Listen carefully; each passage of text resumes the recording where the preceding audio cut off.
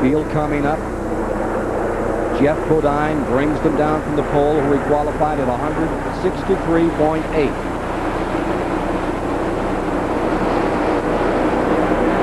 Trying to jump out in front, Ward Burton. Bodine right back after him. Down into the 14-degree banking of turn number 1.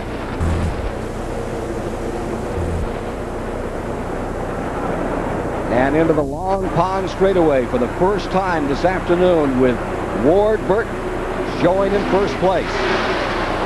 Jeff Bodine in second, Jeff Burton in third, Greg Sachs in fourth. So you have those Hoosier shod cars in the front 4 positions, Barry.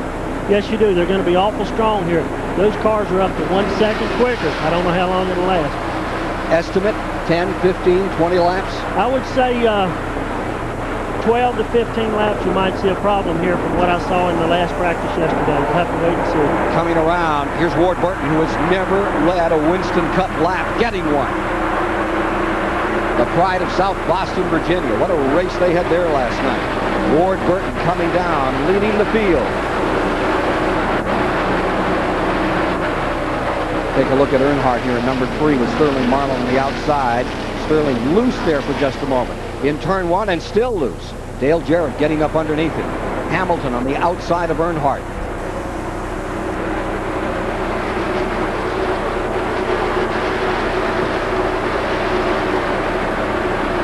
Little bumping here, they say. Right up the middle. Earnhardt looking for some room. Tight running going into that corner and making it.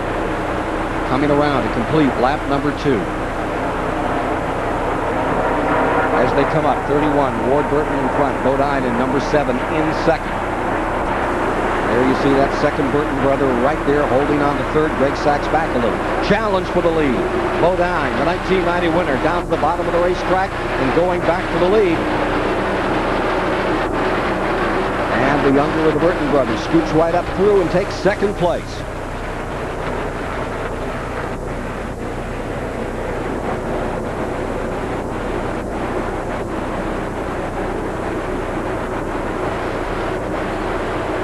Four-car length advantage for Bodine.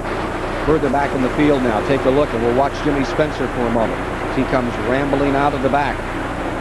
This ought to be an event for the style of Jimmy Spencer.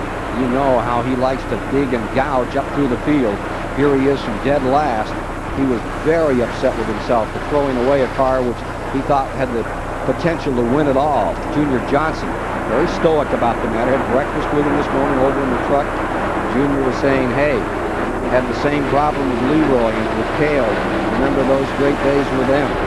So he still has a lot of faith in Spencer as he wheels this car around Dave Marcus. 3 laps complete. Back up front another time. And here's another challenge. The Burton boys going at it. This is Jeff, current Rookie of the Year leader. And you're on board with Jeff Bodine as he slices it down, holds that Exide Batteries Ford on the inside, wheels it out, coming down into this very flat, wide, difficult third turn. Very not much place to be wrong here. If you get it at all wrong, you're all mixed up with this long straightaway. You sure will be. You can't lose your momentum coming out of the tunnel. If you do, there goes your speed in turn 3. That's what's wrong with Ward. His car looks a little tight right now.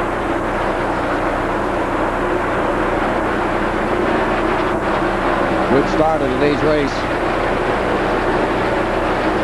42, Kyle Petty is on the move. He's moving up. Greg Sachs making a shot on the inside, taking over in third.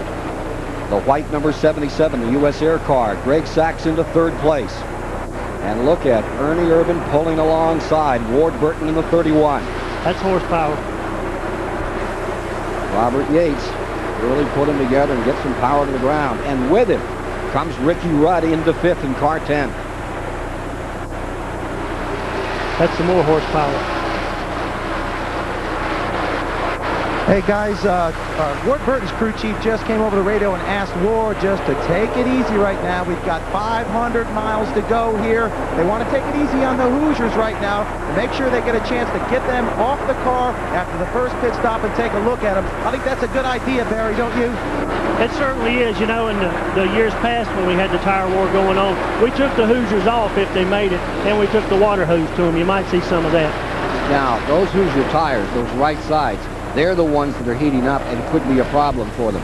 Yeah, because you got one more corner here, you're really abusing them. I saw some temps yesterday, 270, 290 range, and they just won't take it. How much heat in those tires, that right rear? 280? 280 when it pulls in. It's probably the 300-degree range out there running. Whoa. Now look at Earnhardt coming along up through in car number 3. He is, well, we're back to the leader. You got a lead change another time. Here's Jeff Burton getting right down on side of Jeff Bodine as they continue that struggle in the lead. Great numbers. Most of the drivers on Hoosiers have blistered at least one tire. Some of them have blistered several. Jeff Bodine says he's blistered none. The Goodyear people told me this morning they had seen one he has blistered. The most important thing Jeff Bodine says he has got to do today is to finish this race. He has been very fast most races, but he has failed to finish 8 of the races. That's half the races he started in 1994. He said he's going to run conservatively. He wants to be around at the end.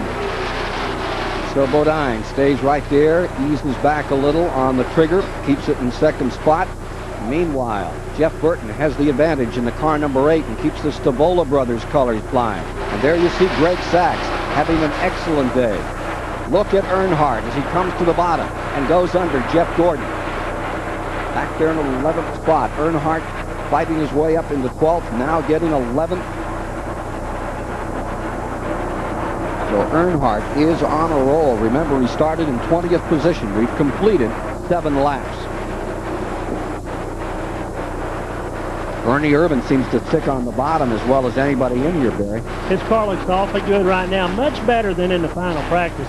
The car that looked good yesterday afternoon was the car you've been watching march to the front, Dale Earnhardt. And he's still on that mark. Still whipping on everybody out there as he tries to bring that car back up. He took over the point lead a week ago from Ernie Irvin, and Irvin scrapping. Oh, we got one on the wall. It's Grissom in the 29 slapping the wall. He'll bring out the first caution as they come around to complete lap number 8. They'll be glad to see it. Turn 1. Steve Grissom out of Alabama racing back to the flag. Here they come down to the flag. As they come to the stripe, it will be Burton in first, Bodine in second, Greg Sachs in third. We'll be back with more of the story in a moment.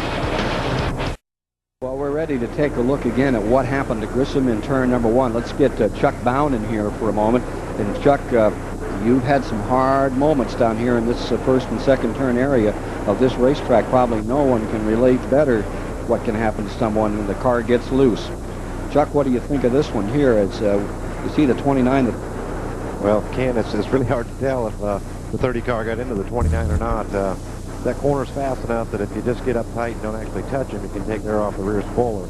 It'll make the car get real loose with you. But Steve was fortunate. His car started to spin and it kind of tried to straighten back up, and he hit the wall with the right side of the car. And that's the side you want to hit it with. You don't want to mess around with that driver's side like I